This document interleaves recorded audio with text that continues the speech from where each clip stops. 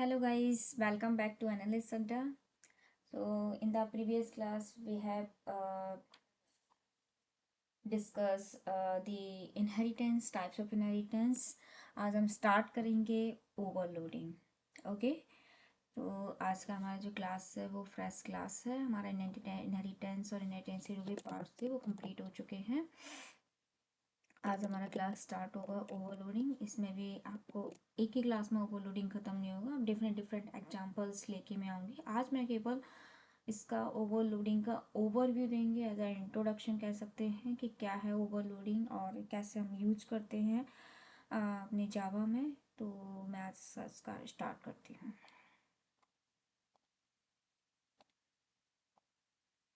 Okay, तो overloading basically हम कह सकते हैं कि we can say the method overloading in Java means two methods or more than two methods, okay, or function in a class with same name but different argument types, or we can say the different parameters.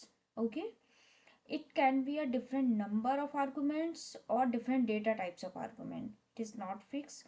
तो अगर एक ही class के अंदर दो method हैं, दो से ज़्यादा मेथड्स हैं, नॉट अ प्रॉब्लम कि दो ही होने चाहिए या ऐसा कोई स्पेसिफिक है, नहीं। दो का मतलब है कि दो, दो से ज़्यादा। ओके, टू और two more than two methods और फंक्शंस, और सेम ही क्लास में होना चाहिए, बट उनके जो आर्गुमेंट है वो डिफरेंट होने चाहिए।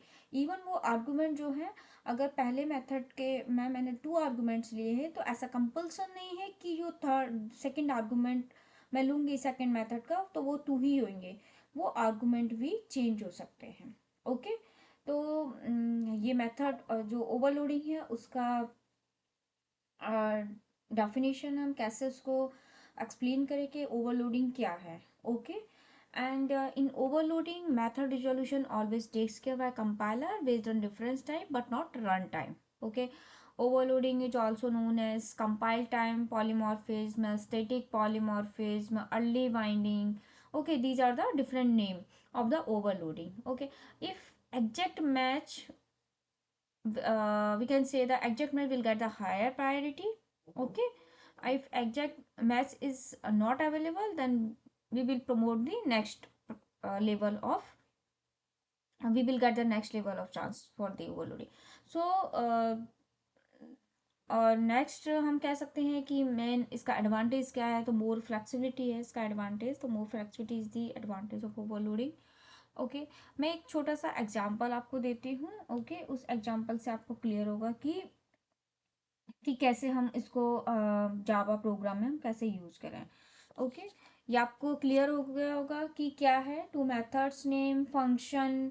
ओके, वो सेम होना चाहिए बट उसके आर्गुमेंट डिफरेंट होना चाहिए। इवन आर्गुमेंट हम चेंज कर सकते हैं, किसी में वन लिया है, किसी में टू लिया है, किसी में थ्री लिया है, मतलब हम उसको ओवरलोड कर रहे हैं, राइट, रैप कर रहे हैं पहले को सेकंड, सेकंड को जो भी हमें रिक्वायरमेंट होगा जिसका हम आउटपुट लेंगे वो हमें आउटपुट मिल जाएगा। तो मैं एक एग्जांपल लेती हूँ, उसके थ्रू हमें क्लियर होगा कि क्या है।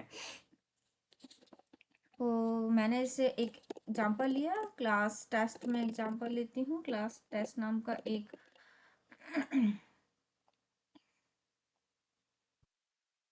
क्लास है।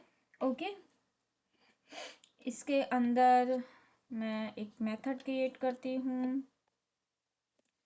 से मैंने एडिशन का एक मेथड लेती हूँ, eight int a comma int b, got it।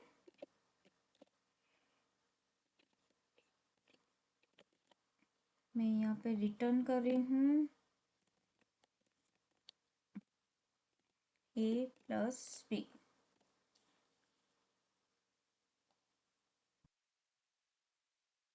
अब थोड़ा सा फॉन्ट में छोटा कर देती हूँ। मैंने क्लास टेस्ट क्रिएट किया, उस क्लास टेस्ट के अंदर एक ऐड नाम का मेथड क्रिएट किया। ओके, इंटीजर मैं यहाँ पे दो वैल्यू को क्या कर रही हूँ, प्लस कर रही हूँ। ओके, मैं एक और, ये मैन है, अब मैं इसका एक और मेथड क्रिएट कर रही हूँ इंट ऐड के ही नाम से, बट मैंने इसे बोला कि आर्गुमेंट चेंज होना चाहिए। ओके, इंट ए, इंट बी, और मैंने 3 आर्गुमेंट ले लिया, इंट सी।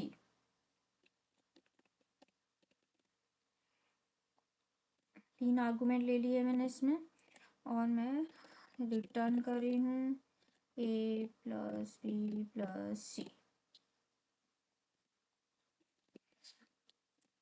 एक और मैं लेती हूँ मेथड इंट ऐड। मैं इसमें आर्गुमेंट ले रही हूँ कि मैं इसमें मुझे डबल,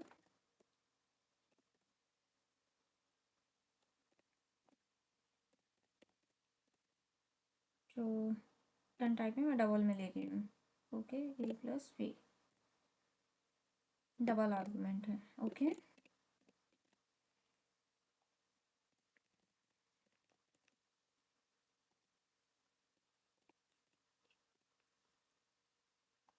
इतना आपको क्लियर हो गया होगा। एक क्लास लिया, उस क्लास के अंदर मैंने 3 मेथड क्रिएट किए हैं सेम ही नेम के, जैसे मैंने बताया था method name same but different argument. Okay, argument parameter types. Okay, तो ये इसका इंट में है, ए बी 2 आर्गुमेंट लिया है, इसमें ए बी सी 3 आर्गुमेंट लिया था। जैसे मैंने बोला था कि ऐसा ज़रूरी नहीं है कि सेम ही आर्गुमेंट बोला था, नंबर ऑफ पैरामीटर्स भी डिफरेंट हो सकते हैं, और इसमें मैंने डबल लिया है। ओके, ये इतना आपको क्लियर हो गया होगा। अब मैं जब इसका आउटपुट लूँगी, मैं क्लास बनाती हूँ पब्लिक।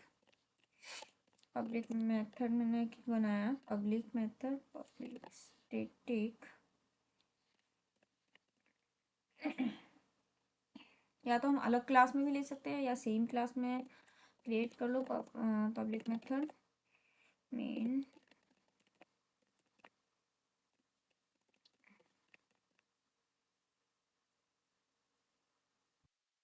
के सॉरी,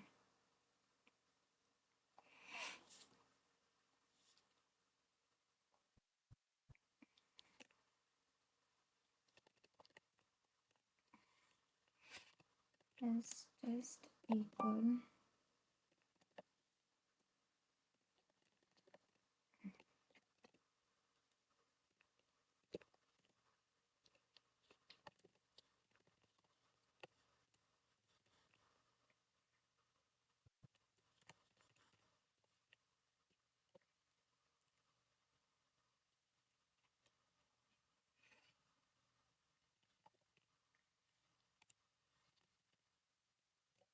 से पहले मैं 2 वैल्यू प्रिंट कर रही हूँ। ओके, 20 ले लेती हूँ, 10, 20। ओके,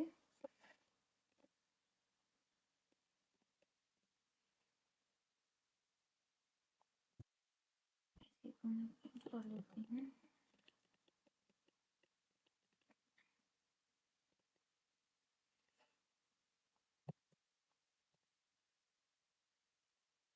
इसमें मैंने 3 आर्गुमेंट लिए हैं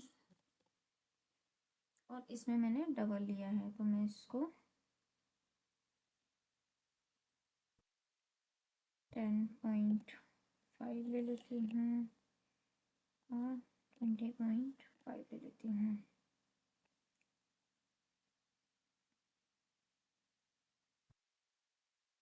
ओके, इतना आपको क्लियर हो गया होगा। तो मैंने ये इसका आउटपुट आएगा, वो मैं पहले बता देती हूँ, पहले आपको ऊपर से आपको क्लियर कर देती हूँ। ये 3 मेथड की है। ओके, ये क्या है, ओवरलोडेड मेथड है। ये क्या है मेरे, ये ओवरलोडेड मेथड है।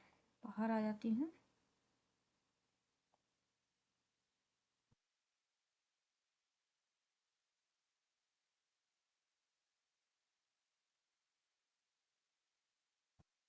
ये मेथड क्या होगा,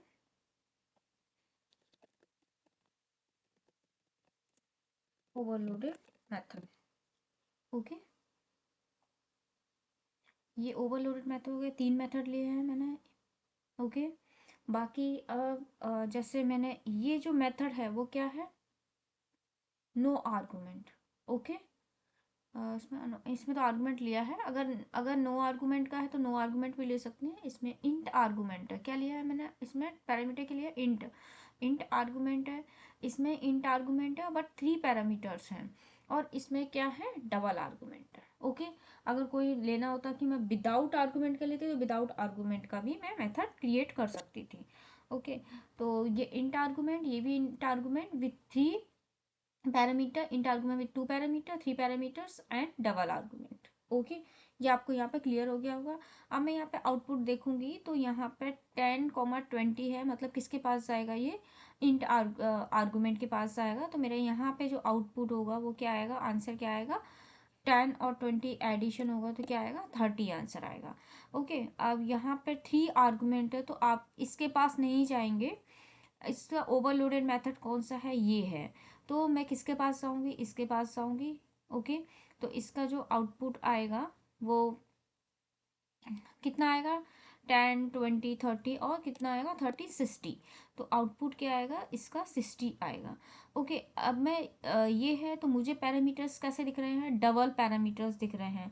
तो इंट आर्गुमेंट में 2 पैरामीटर्स हैं बट डबल नहीं है, इसमें है पर 3 पैरामीटर है बट ए भी इंट आर्गुमेंट है। डबल आर्गुमेंट मेरे पास ये है, तो मैं इसके पास थर्ड मेथड है जो ओवरलोडेड का, उसके पास जाऊंगी। यहाँ पर डबल्स हैं और उसमें मेरा आउटपुट क्या आ जाएगा, 10.5 और 20.5। यहाँ पे मेरे पास आंसर क्या आएगा, 31 आंसर आएगा। ओके, ये आपको क्लियर हो गया होगा कि कैसे मेथड को ओवरलोड करते हैं। अगर मान लो मेरे पास मैं 2 ही को आउटपुट देती, आउटपुट मैं सारा नहीं देती, मुझे एक ही चाहिए होता, तो मेरे को एक आउटपुट आ जाता, 2 चाहिए तो 2 आउटपुट आ जाएगा। ऐसा कंपल्सन नहीं है कि मेरे को सारे ही आउटपुट चाहिए। ओवरलोडेड मेथड मीन्स, मतलब मैंने ओवरलोडेड मेथड लिख दिया, जो भी जैसा आउटपुट पास करेगा उस हिसाब से उसके अकॉर्डिंगली क्या आएगा, उसका आउटपुट आएगा। इसलिए मैं यहाँ बोली मोर फ्लेक्सिबिलिटी इसका एडवांटेज है। ओके, आपको 2 आर्गुमेंट का रिक्वायरमेंट था, आपने उस क्लास में 2 आर्गुमेंट लिख दिया। आगे चल के आपको 3 आर्गुमेंट्स का रिक्वायरमेंट आया तो आपने 3 आर्गुमेंट्स का मेथड क्रिएट कर दिया। आउटपुट जहाँ पे 2 आर्गुमेंट्स पुट करेंगे 2 आर्गुमेंट्स का आउटपुट आएगा, 3 आर्गुमेंट्स पुट करेंगे 3, मेथड ओवरलोडेड में 3 आर्गुमेंट्स का आउटपुट आएगा। ओके, तो ये आपको क्लियर हो गया होगा। आई होप आपको समझ आया हो। मैंने इसके जैसे नाम बताए थे ओवरलोडिंग के मेथड के, क्या क्या नाम है मैं यहाँ पे एक और मेंशन कर देती हूँ, आपको थोड़ा क्लियर हो जाएगा। ओके, क्या क्या बोलते हैं मेथड ओवरलोडेड को, जैसे कि बोलते हैं कंपाइल, कंपाइल टाइम पॉलीमॉर्फिज्म,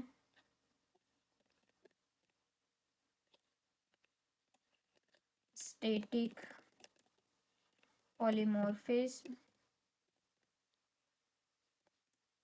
और अर्ली वार्निंग। अर्ली वार्निंग क्यों कहते हैं इसको, ये आपको थोड़ा सा अंडरस्टूड होगा। अर्ली बाइंडिंग, जैसे मैंने बोला कि मेथड रिजोल्यूशन ओवरलोडिंग में always takes care by compiler time, okay, based on difference type, not run time. तो अर्ली हो रहा है, पहले ही हो रहा है, कंपाइल टाइम पे भी, कंपाइल टाइम पे ही क्या हो जाएगा, उसका मेथड रिजोल्यूशन हो जाएगा। ओके, स्टैटिक पॉलीमॉर्फिज्म और अर्ली बाइंडिंग। और यहाँ पे नाम से भी आपको स्पष्ट हो रहा है, कंपाइल टाइम मतलब मेथड का रिजोल्यूशन जो होगा वो क्या होगा, कंपाइल टाइम पर ही हो जाएगा। अर्ली मतलब जल्दी हो जाएगा, रन टाइम पे उसको रिक्वायरमेंट है, कंपाइल टाइम पे, क्योंकि प्रोग्राम का क्या होता है, पहले कंपाइल करते हैं फिर रन करते हैं। तो जो रिजोल्यूशन होगा मेथड का वो मुझे अर्ली मिल जाएगा, कंपाइल टाइम पर मिल जाएगा। ओके, और फ्लेक्सिबिलिटी है इसका advantage, more flexibility is the advantage of overloading. Okay, I hope आपको समझ आया हो।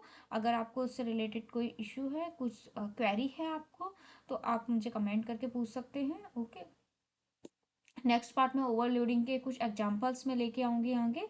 उस एग्जांपल्स में हम देखेंगे कि क्या क्या कहाँ कहाँ पे हमको जब प्रोग्राम्स हम, ये तो एक बेसिक मैंने इंट्रोडक्शन दिया, ऐसे होता है। ओके, कहाँ कहाँ पे यूज़ करेंगे मेथड ओवरलोडिंग को, कहाँ कहाँ पे यूज़ नहीं करेंगे, तो ये इसके मैं आगे सारे पार्ट्स क्रिएट करूँगी। ओके, आज के लिए इतना ही, नेक्स्ट क्लास में मिलते हैं ओवरलोडिंग के। थैंक यू, धन्यवाद।